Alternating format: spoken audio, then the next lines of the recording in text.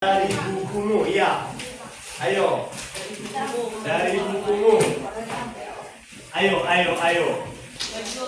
Nanti, dengerin. Nanti kalau saya katakan bagaimana perasaanmu, maka tuliskanlah di kertas tersebut. Oke? Apa reaksimu? Tahu reaksi? Apa kamu remas? Apa kamu mulus-mulusin? Oke? Bisa? Kita mulai. Di materi ini tentang namanya kelola emosi. Emosi itu muncul dari diri seseorang. Makanya kita punya namanya perasaan. Perasaan. Bapak tanya, kamu punya perasaan apa enggak? Oke. Coba dengar cerita ini, kemudian tuliskan nanti di kertasmu kalau Bapak sebutkan. Tuliskan gimana perasaanmu, oke? Begini ceritanya. Ada sebuah keluarga baru. Keluarga itu terdiri seorang ayah dan ibu. Mereka sudah lama berkeluarga, tetapi belum memiliki anak. Gimana perasaanmu?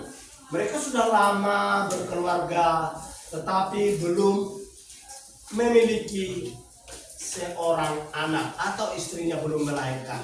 Gimana perasaanmu? Coba tuliskan di kertasmu. Tuliskan. Gimana perasaanmu kalau semua keluarga sudah lama berkeluarga, tapi belum punya anak? Tuliskan perasaanmu. Sudah?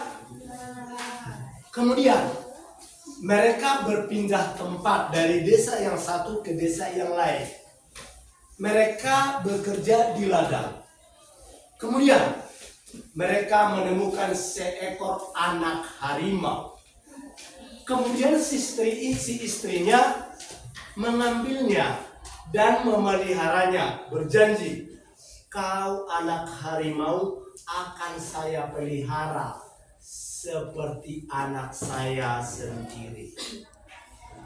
Kemudian diasuhlah anak harimau ini. Kemana mereka pergi, anak harimau ini dibawa. Tetapi karena kemahakuasaan Tuhan, di suatu saat mengandunglah istrinya. Tahu mengandung? Bagaimana perasaan sebuah keluarga jika mendengar berita bahwasanya mereka akan punya anak? Tuliskan di kertasmu. Gimana perasaan sebuah keluarga jika mereka akan mempunyai seorang anak? Sudah? Kemudian lahirlah anak tersebut, tumbuh sehat, dan datanglah si istri itu dan suaminya berkata ke harimau, "Harimau, tolong jaga anak ini. Kami bekerja di ladang." Terus harimau tahu, dijaganyalah anak ini sampai bisa merangkak. Gimana perasaanmu jika ada orang yang mengasuhmu? Tuliskan di kertasmu. Gimana perasaanmu jika ada orang yang merawatmu, membimbingmu, memenuhi segala kebutuhanmu? Gimana perasaanmu? Tuliskan. Oke? Kemudian, dengarin cerita berikutnya. Kemudian, suatu saat ketika keluarga tersebut, si suami dan istri bekerja di ladang, mereka istirahat, mau melihat bayinya. Apakah benar-benar dijaga si harimau? Mereka sangat terkejut. Kenapa terkejut? Karena di mulut harimau itu sudah banyak darah. Di mulut harimau tersebut sudah banyak darah. Kira-kira apa yang dirasakan oleh suami istri itu ketika melihat di mulut harimau banyak darah dan terbayang bayinya dijaga oleh harimau? Tuliskan perasaanmu. Apa kira-kira yang terjadi? Di mulut harimau itu sudah banyak darah. Banyak darah. Gimana perasaanmu? Kemudian datanglah harimau itu menemui si suami, istri itu manggut-manggut.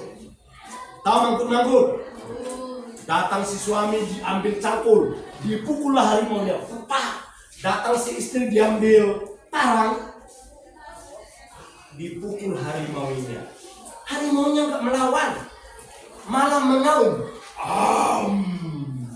Kira-kira gimana perasaanmu jika yang kamu pelihara itu mengaum, atau menurut perkiraanmu dia melawan? Gimana perasaanmu? Yang kamu rawat, yang kau pelihara, tetapi tanpa kamu ketahui mulutnya sudah berdarah tadi, si mulut harimau itu. Coba bayangin, si istri dan si bapak sudah mengasuh harimaunya mulai bayi, ya dah, dikasih makan, dikasih minum susu, disuruh merawat anak. Tetapi suatu ketika mereka asik bekerja di ladang, si harimau ketika mau istirahat, mereka sudah melihat di mulut harimau sudah banyak darah. Ke siapa kamu marah? Coba, ke siapa kamu marah? Melihat mulut harimau berdarah. Ayo, kenapa kamu marah ke dirimu?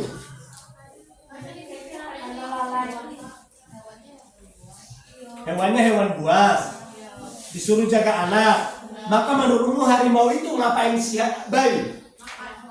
Karena harimau adalah binatang buas. Tetapi ketika si suami memukul dengan cangkul, mencincang dan memotong dengan parang, si harimau tidak melawan. Kemudian setelah harimaunya mati, dikejar si suami dan istrinya lah ayunan anaknya tadi. Dilihat, bayi itu sehat-sehat. Dan ketika mereka melihat sekeliling, rupanya ada seekor ular yang sudah mati bekas gigitan harimau. Kira-kira setelah kamu membunuh harimau itu, gimana perasaanmu sekarang? Kecewa. Gimana perasaanmu? Bagaimana? Menyesal. Dari cerita tersebut, apa hikmahnya yang bisa kita ambil? Ayo.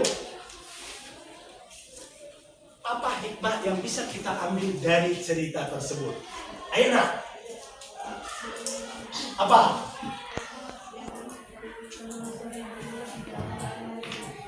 Telusuri dulu lebih jauh baru yang lain.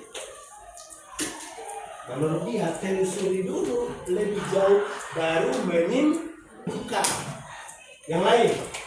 Ayo, jangan hanya simpan di dalam hatimu.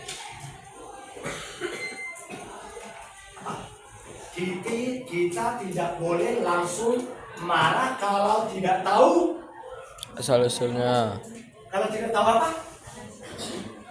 Kalau tidak tahu kejadian yang sebenarnya. Oleh karena itu, kita harus bisa mengelola dari kejadian tersebut. Mari itu terapkan di dalam hatimu. Jangan hanya mendengar bisik-bisik langsung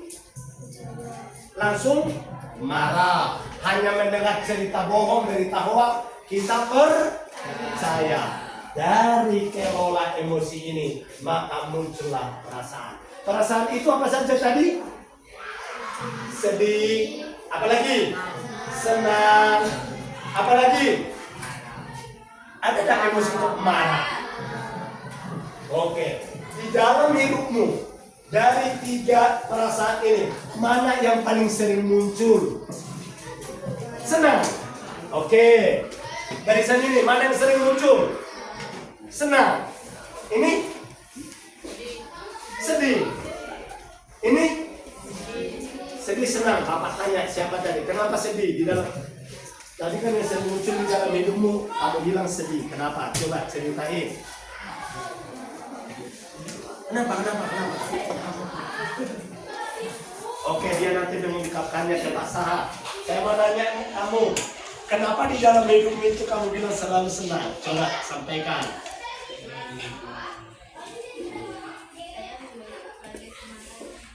Wow, tepuk tangan dulu. Menurut teman kita, dia keluarganya adalah keluarga Cemara. Artinya orang tuanya selalu memperhatikan kebutuhan anak. Dan kemudian tidak pernah ada persoalan di dalam keluarga. Ada pun persoalan itu membuat keluarga semakin akur. Terima kasih untuk kita. Mohon mulai saat ini kelola emosimu, jangan mudah marah. Telusuri dulu yang sebenarnya, baru ambil kesimpulan. Oke, untuk kita mari kita tepuk tangan.